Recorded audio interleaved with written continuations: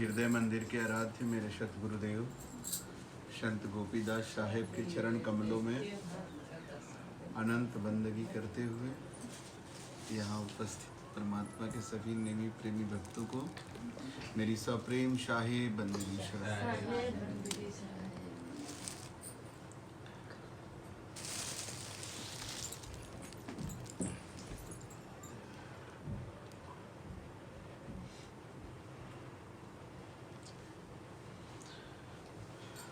आज की ताजा खबर क्या है? ट्विन टावर ढह गया जी, वीडियो भ्रष्टाचार का ट्विन टावर जो है उसको ध्वस्त कर दिया। 34 मंजिला और 32 मंजिला जी दो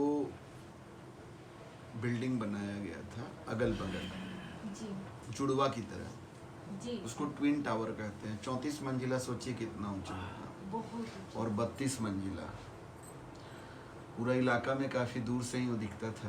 जी लेकिन उसको नियमों को ताक पर रख कर बनाया गया था, और बिल्डर जो बना रहे थे वो सोच रहे थे कि इतना ऊंचा इतना बड़ा बिल्डिंग बन जाएगा तो बन जाने के बाद फिर क्या हम क्या कर लेगा इसको,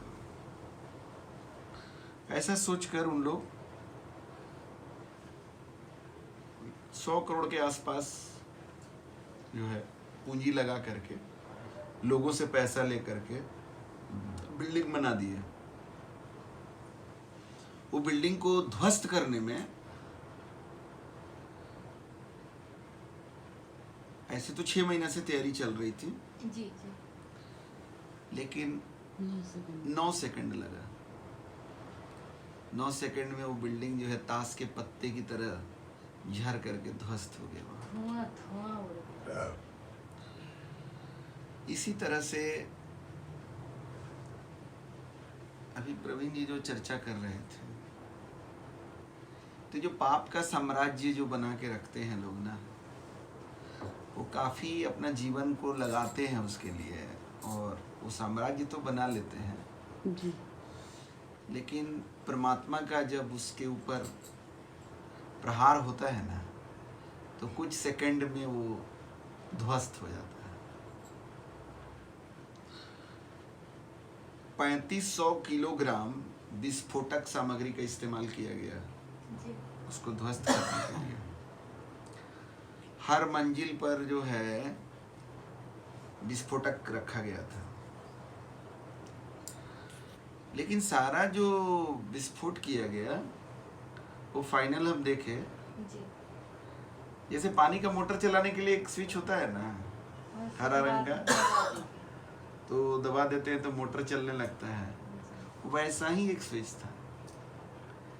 वही स्विच को जो सारे ब्लास्ट का जो हेड था 2:30 के बाद उस स्विच को केवल वो दबाया और पूरा वो विस्फोट होकर के ध्वस्त हो गया। तो इसी तरह से जैसे वो स्विच में पूरा कंट्रोलिंग था सारे विस्फोटक का, और बस एक बटन दबा और इतना कुछ हो गया।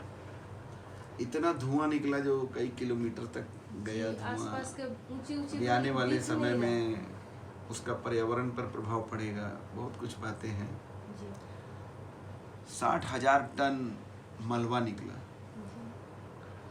लेकिन एक स्विच दबाया गया केवल।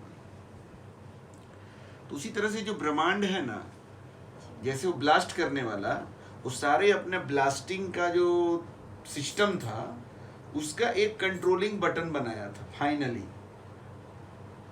जाके सब में माचिस मारता क्या कि एगो फ्लोर का स्विच ऑन करता तब जाके दूसरा फ्लोर ऑन करता, सारे का एक कंट्रोलिंग स्विच बनाया था। तो उसी तरह से इस ब्रह्मांड को बनाने वाले मालिक ने ना सारे ब्रह्मांड का कंट्रोलिंग एक स्विच बनाया, उसी का नाम है सत्य नाम। सत्य का जो नाम है वो जो जान जाएगा वर्तमान में, वो इस ब्रह्मांड को ऑपरेट करना जान जाएगा।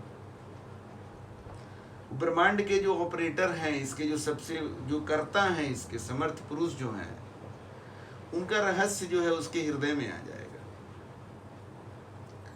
और उस स्विच के द्वारा वो बिल्डिंग जो ध्वस्त किया गया उससे बहुत बड़ा बड़ा काम जो है होता है, क्योंकि वो ब्रह्मांड का ताकत है वहाँ, मतलब 3500 किलोग्राम विस्फोटक का ताकत है। तो ऐसा ही स्विच जो है ना, सदगुरु के कृपा से हम लोग को मिला है, लेकिन स्विच को दबाना पड़ता है जी, तभी विस्फोट होता तभी है ना। सुमिरन करना तो पड़ेगा। नाम तो मिला है, लेकिन नाम का सुमिरन करेंगे तब ना। और जैसे उस स्विच के साथ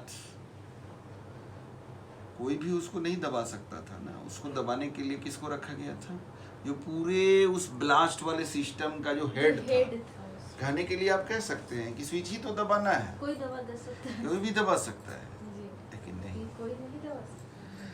वो जो हेड था, जो उसको स्विच दबाना था, तो कितना जगह पर उसका आदमी बैठा हुआ है जिसके साथ वो कोऑर्डिनेट करके एक एक चीज जब तक ओके नहीं हो गया, तब तक वो दबा नहीं सकता। सोचिए जरा, उसका सब सेटिंग है कि कौन सा फ्लोर में पहले विस्फोट होगा, उसके बाद किस में होगा। तो थोड़ा सा भी सेटिंग खराब होगा तो पूरा प्लान गड़बड़ हो जाएगा।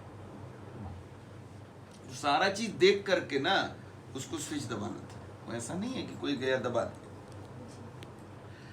तो उसी तरह से ये नाम का सुमिरन ऐसा नहीं है कि वो कोई एक तांत्रिक का मंत्र है, कोई भी पढ़ लिया। गुरु भक्ति के रस में जो सराबोर हो करके तब उस स्विच को दबा सकता है, अदरवाइज जो स्विच काम नहीं करेगा, है ना। सब कोई नहीं चला सकता है उसको। तो ये गुरु भक्ति हमारे जीवन में कैसे आएगा? सत्संग से आएगा। सत्संग में हम जाते हैं, वही तो गुरु भक्त लोग मिलेंगे ना। तो संगत से गुण होता है, संगत से गुण जात, है ना। आप जैसे लोगों के संगत में रहते हैं वैसे लोगों का गुण आपके अंदर ऑटोमेटिक आ जाता है, कुछ करना नहीं पड़ता है। आपको करना है सिर्फ संगत, बाकी सब गुण का ट्रांसफर के लिए कुछ करना नहीं है, जी जी है ना। जी।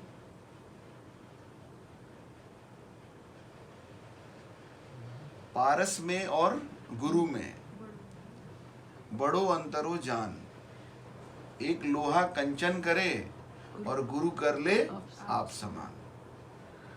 तो पारस जो लोहा को सोना बनाता है, तो उसके लिए लोहा को कुछ करना नहीं है, सिर्फ पारस के संपर्क में आना है, और उसके संपर्क में आएगा और वो सोना बन जाएगा।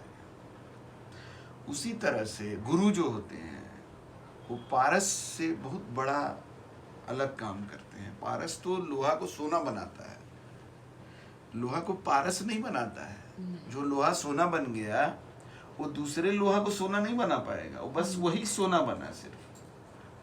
तो पारस एक लोहा का वैल्यू को बढ़ाता है, लेकिन गुरु एक शिष्य का वैल्यू को नहीं बढ़ाते हैं। गुरु एक शिष्य को गुरु ही बना देते हैं, अपने जैसा बना देते हैं, फिर ना जाने वो कितने को अपने जैसा बना सकता है।